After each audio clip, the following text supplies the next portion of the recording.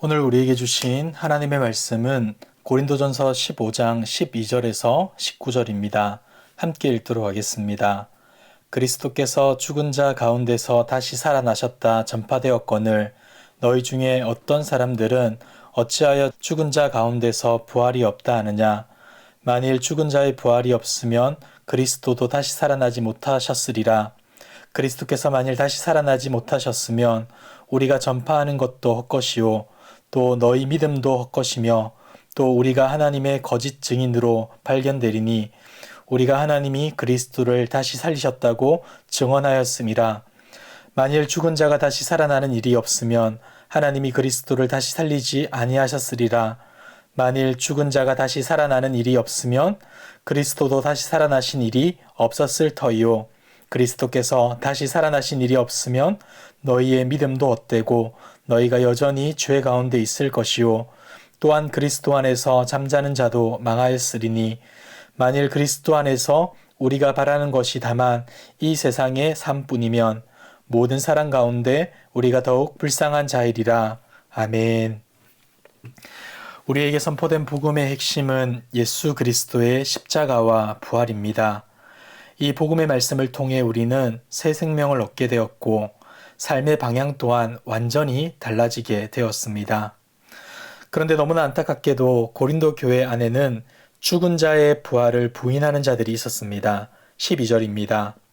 그리스도께서 죽은 자 가운데서 다시 살아나셨다 전파되었거늘 너희 중에 어떤 사람들은 어찌하여 죽은 자 가운데서 부활이 없다 하느냐.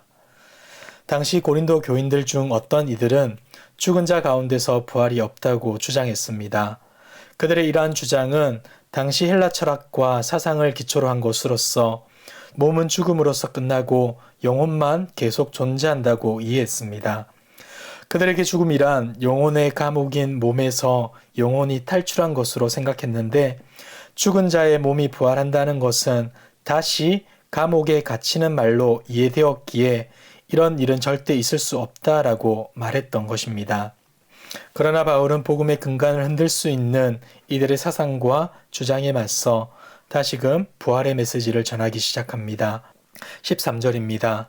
만일 죽은 자의 부활이 없으면 그리스도도 다시 살아나지 못하셨으리라. 바울은 죽은 자의 부활이 없다면 예수님은 죽음을 이기고 승리하신 것이 아니라 주장합니다. 죽은 자들이 다시 살아나지 않는다면 예수님은 여전히 죽은 채로 계신다는 것이죠. 그런데 아마도 죽은 자의 부활을 부인했던 이들도 예수님이 여전히 죽은 채로 계시다고 주장할 생각은 전혀 없었을 것입니다. 그럼에도 불구하고 바울은 그들의 주장과 논리를 공격하기 시작합니다. 왜냐하면 그들이 가진 생각에는 매우 심각한 위험성을 가지고 있었기 때문입니다. 사랑하는 성도 여러분, 예수님 안에 있는 진리는 하나입니다. 그것은 일관성을 가지고 있으며 결합되어 있습니다. 때문에 진리의 한 부분만을 취한다는 것은 결코 있을 수 없는 일이죠.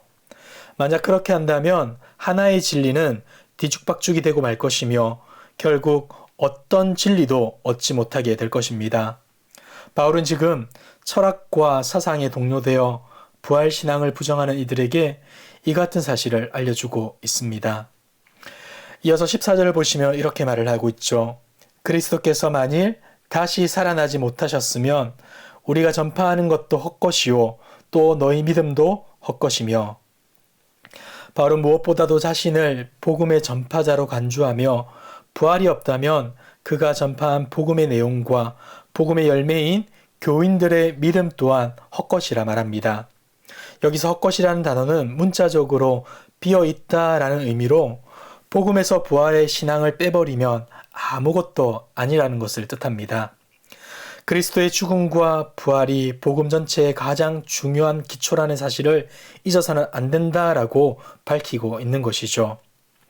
이어 15절을 보시면 또 우리가 하나님의 거짓 증인으로 발견되리니 우리가 하나님이 그리스도를 다시 살리셨다고 증언하였음이라. 만일 죽은 자가 다시 살아나는 일이 없으면 하나님이 그리스도를 다시 살리지 아니하셨으리라. 바울은 자신이 전한 내용이 갑자기 거짓으로 변하여 거짓 증인이 되어 있는 상태를 묘사합니다. 만일 그리스도께서 죽은 자 가운데서 다시 살지 못하였다면 그는 거짓 증인이 되며 고의로 거짓말을 하는 죄를 범하는 자가 되고 맙니다. 왜냐하면 그는 그리스도의 부활을 목격했다 하였고 그것을 사람들에게 담대하게 증거했기 때문입니다. 그리고 이어지는 15절 하반절에서 16절을 보시면 13절과 매우 유사한 문장을 반복하고 있습니다. 이처럼 동일한 내용을 계속 반복하는 것은 죽은 자의 부활이야말로 바울 자신이 고린도 교인들에게 각인시키고자 하는 너무나 중요한 메시지임을 부각하기 위함입니다. 바울은 죽은 자들에게 해당하는 진리가 역시 그리스도께도 해당하는 진리라는 점을 다시 한번 강조하는 것이죠. 그리고 그리스도의 역사적 부활과 장차 예수 그리스도의 재림의 날에 있을 죽은 자의 부활이 아주 밀접하게 관련되어 있음을 알려줍니다. 이제 바울은 부활을 부정하는 자들의 주장으로 초래되는 무서운 결과가 무엇인지 17절 이후에서 밝힙니다. 먼저 17절입니다. 그리스도께서 다시 살아나신 일이 없으면 너희의 믿음도 헛되고 너희가 여전히 죄 가운데 있을 것이요.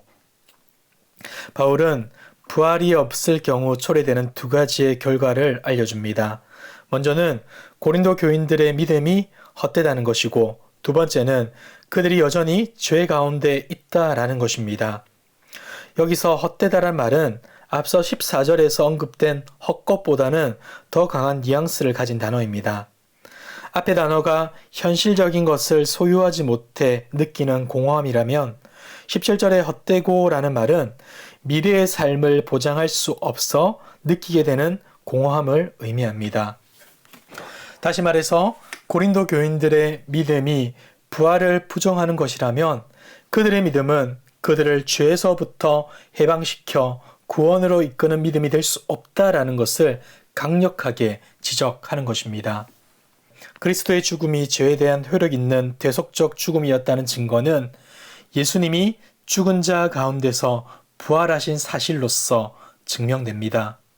만일 실제로 그리스도가 부활하지 않았다면 그리스도의 죽음은 죗값을 지불하지 못한 것이고 천국에서 하나님과 함께 사는 것에 대한 소망은 존재하지 않게 되는 것입니다. 그래서 바울은 여전히 죄 가운데 있다라고 말하는 것이죠. 이어지는 18절과 19절에서는 이렇게 또한 말합니다. 또한 그리스도 안에서 잠자는 자도 망하였으리니 만일 그리스도 안에서 우리가 바라는 것이 다만 이 세상의 삶뿐이면 모든 사람 가운데 우리가 더욱 불쌍한 자이리라. 부활이 없을 경우 또 다른 무시무시한 결과는 죽음이 여전히 맨 나중 원수로 남아있을 뿐만 아니라 정복할 수 없는 두려움으로 남는다는 것입니다. 그래서 바울은 잠자는 자, 즉 이미 죽은 자들을 향하여서 그들은 망하였다라고 표현하죠. 그뿐만이 아닙니다. 예수님께서 죽은 자 가운데서 살아나지 않으셨다면 죽음 이후에 주님과 함께 하는 것에 대한 기대도 전부 사라지고 맙니다. 우리는 예수 그리스도의 십자가의 길을 온전히 따르기 위해 최선을 다해 살아가고 있지만 부활이 없다면 우리의 이러한 삶은 가장 불쌍하고 애처로운 삶, 그리고 어리석은 삶이 되고 마는 것입니다. 오늘의 말씀을 정리하며 두 가지를 같이 한번 생각해 보기를 원합니다. 첫 번째로 온전한 진리만을 바라봅시다. 본문에서 문제가 되고 있는 사람들은 어떤 사람들입니까? 죽은 자의 부활을 인정하지 않고 받아들이지 않는 사람들입니다. 그들이 예수님의 부활을 믿는다 말하면서도 죽은 자의 부활을 믿지 않았던 결정적 이유는 당시 사람들이 믿었던 헬라 철학과 사상이 그들의 사고를 지배했기 때문입니다. 예수 그리스도의 복음을 진리라 말하면서도 세상의 것들을 포기하지 못한 채 하나님의 역사를 제한하는 삶을 살았던 것입니다. 그런데 이러한 잘못은 고린도 교인들만의 문제는 아닐 것입니다. 수많은 정보와 지식이 범람하며 그것을 접하기가 너무나 쉬운 시대 가운데 자칫 잘못하면 진리보다 이 땅의 가치에 함몰되기 쉬운 것이 지금 우리가 사는 시대 아니겠습니까? 사랑하는 성도 여러분, 온전한 진리만을 바라보길 원합니다. 진리 되시는 예수 그리스도만을 바라봄으로 세상에 휩쓸리는 인생이 아니라 거친 세상 속에서도 복음의 진리대로 살아가시는 저와 여러분들 되시길 주님의 이름으로 축복합니다. 두 번째는 부활의 소망과 확신으로 살아갑시다. 예수님은 분명히 우리 죄를 대속하기 위하여 십자가에서 죽으셨습니다. 그리고 결코 그는 무덤에서 시체로 썩고 있을 리가 없습니다. 분명 그분은 사망 권세를 깨치시고 부활하셨으며 예수님을 다시 살리신 하나님 아버지는 분명 우리도 살리실 것입니다. 우리의 죽을 몸이 예수 안에서 반드시 영광스럽게 변화될 것입니다. 이 부활의 소망을 확신하고 믿는다면 우리의 생각, 가치 기준, 삶의 목적은 바뀌게 될 것입니다. 눈에 보이는 것이 전부인 것처럼 살지 않으며 육신의 목숨을 부지하기 위해서만 살지 않는다는 것입니다. 도리어 우리의 삶은 십자가의 복음을 붙들고 부활의 소망을 가지고 영원한 천국 백성의 자존심을 지키며 당당하게 살게 될 것입니다. 사랑하는 성도 여러분, 예수 그리스도 안에 있는 부활의 소망과 확신이 여러분의 삶을 이러한 삶으로 이끌어가는 은혜가 있길 주님의 이름으로 축복합니다. 함께 기도하겠습니다. 부활의 소망 되시며 우리의 생사화복을 주관하시는 살아계신 하나님 아버지, 예수 그리스도의 죽음을 통해 우리의 죄값을 대신 치러주시고 죽은 자 가운데서 살아나심으로 부활의 소망 되어 주셔서 감사합니다. 날마다 부활의 소망으로 살아가는 우리 모두가 되게 하여 주옵소서. 세상의 수많은 가르침에 휩쓸리는 어리석은 인생이 아니라 십자가의 대속의 은혜와 부활의 소망으로 이 땅을 담대하게 살아가며 세상의 헛된 것들에 눈 돌리지 않는 지혜로운 인생 되게 하여 주옵소서. 이 모든 말씀 부활의 첫 열매 되시는 예수 그리스도의 이름으로 기도드리옵나이다. 아멘. 이 시간 주신 말씀을 기억하시며 기도하시고 주간 기도 제목을 따라서 전도와 선교를 위하여서 기도하겠습니다. 그리고 코로나19 신부산 공동기도문으로 함께 기도하겠습니다.